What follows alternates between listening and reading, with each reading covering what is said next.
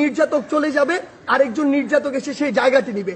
এটি আমরা আমাদের জায়গা থেকে কোনোদিনও মানব না। এখন দুইটি গুরুত্বপূর্ণ বিষয় নিয়ে আপনাদের সামনে কথা বলতে চাই।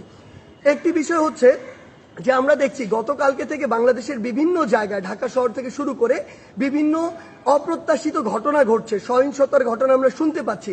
আমরা আপনাদেরকে স্পষ্ট করে বলতে চাই, এই যে বাংলাদেশের ছাত্র সমাজ একটি এত বড় আন্দোলন করেছে, একটি ফ্যাসিস্ট একটি সরকারের যে একটি পতন ঘটিয়েছে, সেটি আমরা এই কারণে করিনি যে একজন নির্যাতক চলে যাবে, আরেকজন নির্যাতক এসে সেই জায়গাটি নিবে।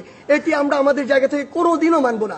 বরং এই যে নির্যাতনের যে প্রসেসটি রয়েছে, যে সিস্টেমটি রয়েছে, এই সিস্টেমটি ছাত্র সমাজ বা বর্তমান বাংলাদেশের যে প্রজন্ম তারা চায় না। সেই নির্যাতনের সিস্টেমটি চেঞ্জ করার জন্য আমরা আমাদের এই আন্দোলনটি করেছি, এই অভ্যুত্থানটি ঘটিয়েছি পুরো বাংলাদেশের মানুষকে নিয়ে। সেই জায়গা থেকে বিভিন্ন রাজনৈতিক মতাদর্শ, সে বিরোধী মতাদর্শ হতে পারে, কিংবা বিভিন্ন যে রাজনৈতিক মতাদর্শে যা ছাত্র সংগঠন বিভিন্ন রয়েছে, তাদের কথা বিভিন্নভাবে শোনা যাচ্ছে যে তারা প্রতিহিংসার বশবর্তী হয়ে এই বিভিন্ন ভাঙচুরগুলো চালাচ্ছে। আমরা স্পষ্ট করে বলে দিতে চাই, এই বাংলাদেশে এরকম যদি অন্যায় বা অপরাধ যেগুলো হচ্ছে, এগুলোর অবশ্যই প্রত্যেকটির বিচার হবে। সেই জায়গা থেকে আমরা স্পষ্ট করি, আমরা কখনো আমাদের জায়গা থেকে এমন সহিংসতাগুলো সমর্থন করি না।